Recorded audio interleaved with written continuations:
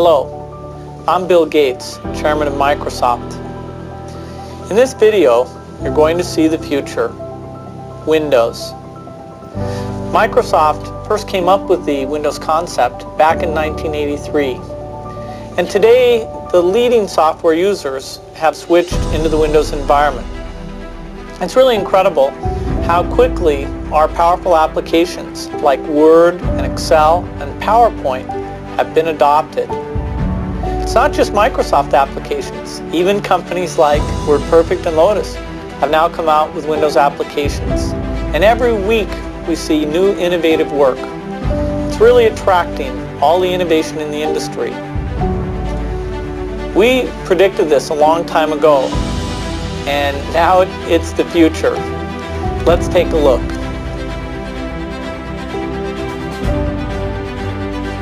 I'm in meetings a lot. My calendar gets very full with those, and then at night, after the kids have gone to bed, I'm on email a great deal. I get messages during the day. That's my chance to give long responses. And then over the weekend, I send a lot of mail as well.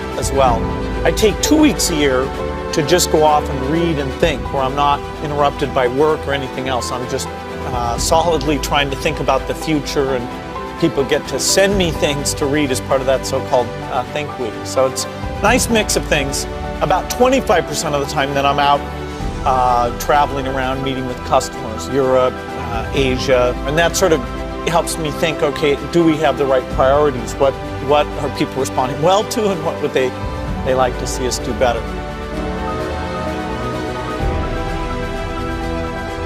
The key point there is you've got to enjoy what you do every day.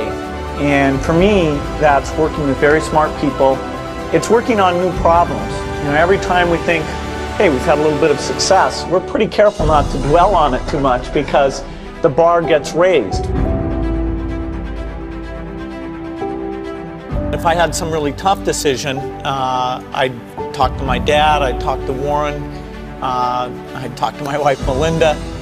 So I have enough people that know me and actually know where my judgment isn't its strongest, where I might get overexcited about something or forget to think about something. And so they're good at correcting, particularly Melinda, good at correcting whatever those blind spots are. And I think it's good to encourage your friends and advisors to really give them that license. I can go to a party and forget to say hello to various people or something. That's a very minor example of my blind spots. Not to the hostess.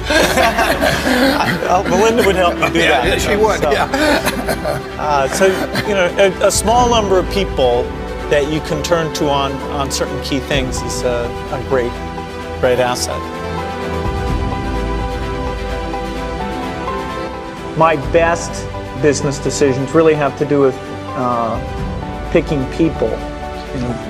Deciding to go into partnership with Paul Allen is probably at the top of the list. And then subsequently hiring a friend, Steve Ballmer.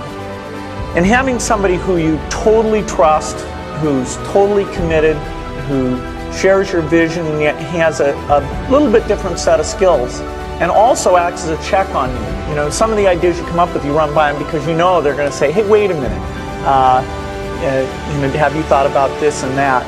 And just, the benefit of sparking off of somebody who's got that kind of brilliance, it's not only made it fun, but it's really led to a lot of success. So picking a partner is crucial.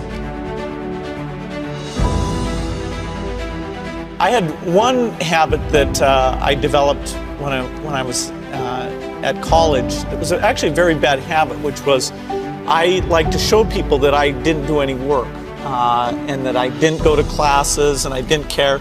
And then at the very last minute, like 2 days before the test, I'd get serious about it. And people thought that was funny. That was my positioning, the guy who did nothing until the last minute. Then when I went into business, that was a really bad habit, and it took me a couple of years to get over that. Nobody praised me because I would do things at the last minute, and I tried to reverse to students I didn't think that highly of, who were always organized and had things done on time. I'm still working on it, but Procrastination is not a good habit. Bill can change clothes in the car.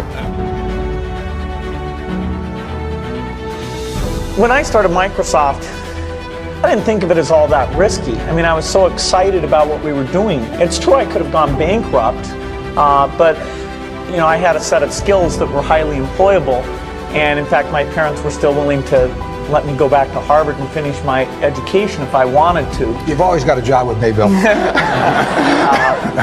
And the thing that was scary to me wasn't quitting and starting the company. It was when I started hiring my friends and they expected to be paid.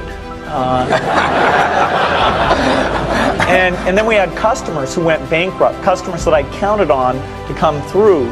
And so then I got this incredibly conservative approach that I wanted to have enough money in the bank to pay a year's worth of payroll, even if we didn't get any payments coming in. And you know, I'm almost true to that the whole time. We have about 10 billion now, which is pretty much enough for the next year. Anyway, you know, if you're going to start a company, it takes so much energy that you know it better overcome your feeling of risk. I don't think that you necessarily, if you're going to start a company, should do it at the start of your career. I think there's a lot to be said for working for a company, learning how they do things. You know, if you're young, it's hard to go lease premises. They made that hard for me. You couldn't rent a car when you were under 25 at the time, so I was always taking taxis to go see customers. The people would, you know, people would say, well, we're going to go have a discussion in the bar. Well, I couldn't go to the bar.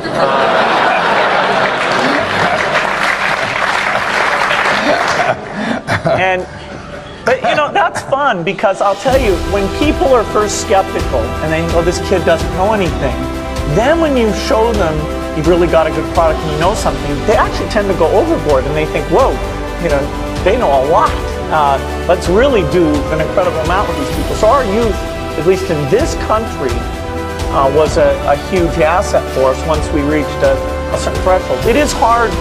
It's hard to hire older people because they'll be a little bit conservative about whether they should come and take the risk. And it took 3 or 4 years before we could go out into the normal sort of employment pool. But those problems that come with starting a firm, you better think of those as part of the pleasure, part of the challenge that is part of the excitement.